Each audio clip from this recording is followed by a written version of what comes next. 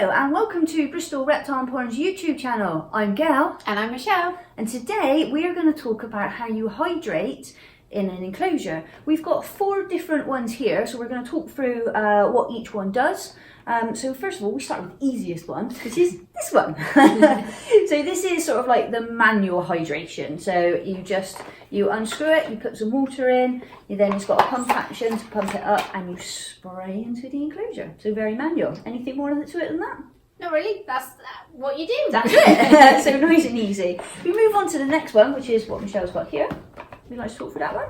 So this is a little dripper. So the jar works as a reservoir that normally sits higher than the enclosure because we're using gravity in this one. It's got a pipe and a tap inside which you attach to the front of the dripper, and then you have to regulate the tap so that you get drops. Most people do it drops per minute, if that makes sense. You'll also need a reservoir within the enclosure so that it drops into something, because if you set it per minute and it empties the container over the course of 12 hours, that water is going to flood the bottom of your enclosure.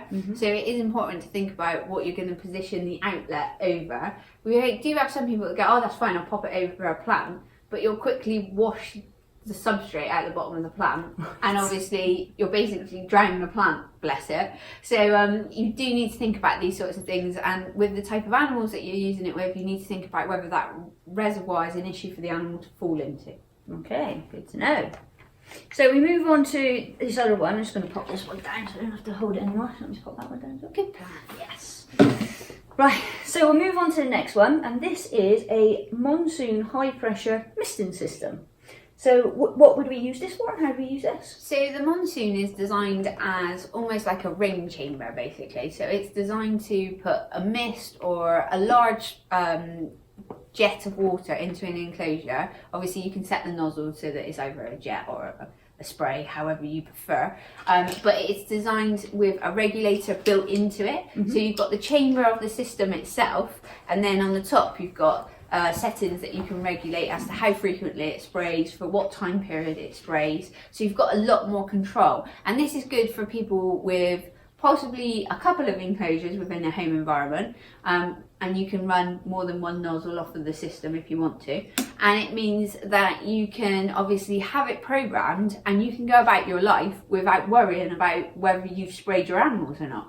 Oh, that's really good. So it automatically does it. You've just got to remember to put water into it. Yeah, the most important thing is that the canister cannot run dry, because obviously the pump will burn out if it does run dry. Okay. And what are you holding? So I am holding a fogger, which is a micro droplet.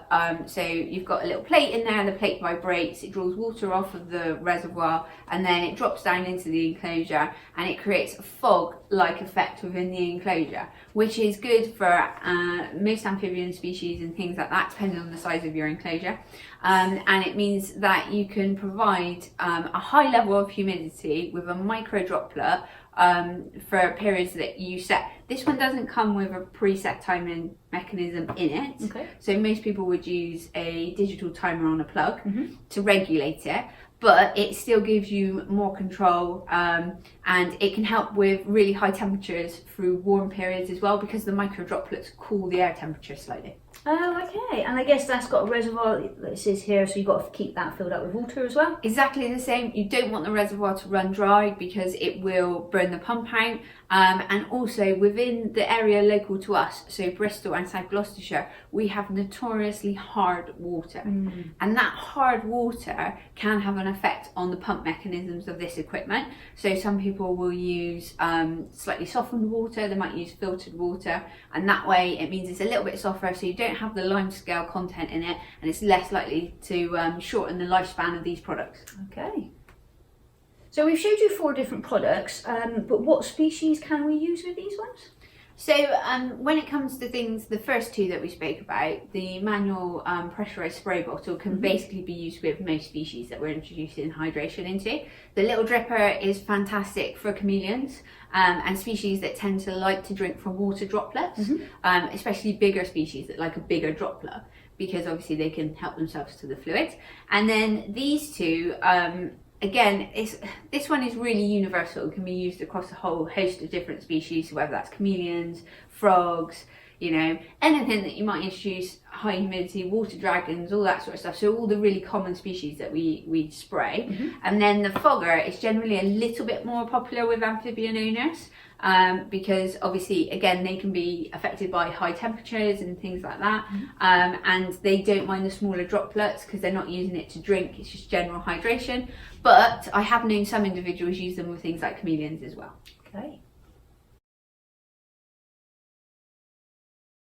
Thank you for watching Bristol Reptile Emporium's YouTube channel. Don't forget to subscribe, and we look forward to seeing you next week for another video. Bye! Bye!